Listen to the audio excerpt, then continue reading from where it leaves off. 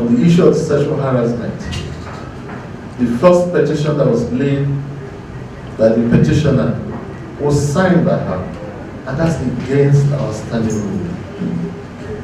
The petition cannot be signed by you, its senator, if you are the one that is involved in that petition, or the petitioner. It has to be signed by another senator or signed by anybody from your constituency. And so when she laid that report, many senators objected and said, no, this petition has cut short of the requirements. We cannot refer it to the ethics committee. And he gave the reason, because it was signed by her. But it was the wisdom of the Senate President to say, in any case, he's going to refer it to the committee. So when it came before the committee, members also raised the same thing and said, no, we can't go against our rules. Our rule says she cannot sign it. It has to be signed by someone else and not her. And therefore, this petition cannot fly. And we return it back. That I know the choice of word is what probably angered them when I said that it was dead on arrival. Because it was a petition that was not properly for us. And she went back 2 days later to present the proper petition, where it was now signed by somebody else. Even that petition had its own problem. The petition came without address. You can't send a petition to the committee without an address. It didn't have an address. What it had was a voting unit, a ward and a voting unit. Ward 8 with this, that's all it had. And it had a phone number that wasn't working. I put my clerk on it and said, clerk, you must see how you can get to this petitioner to come before this committee.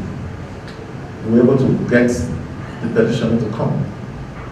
I reported it to him that this petition, we shouldn't have even looked at it because you didn't put your address here. What you had is build and word.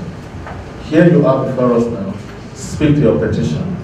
He said he won't speak to it because the whole committee and indeed the whole Senate is biased.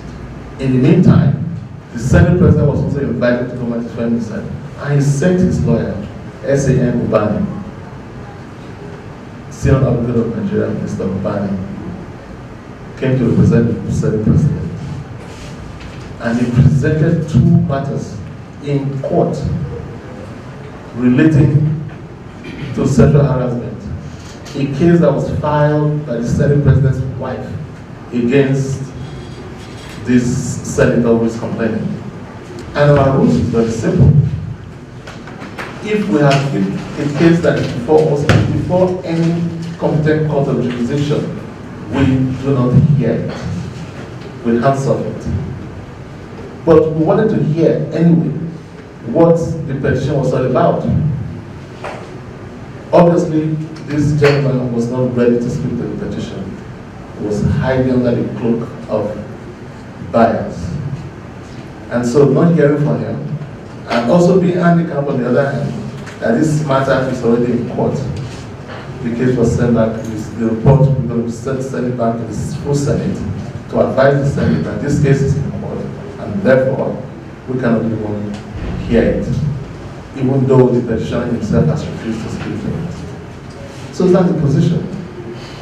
Anyone who is speaking about other things that are biased and all that sort of thing is either do not know the facts or is just plain mischievous.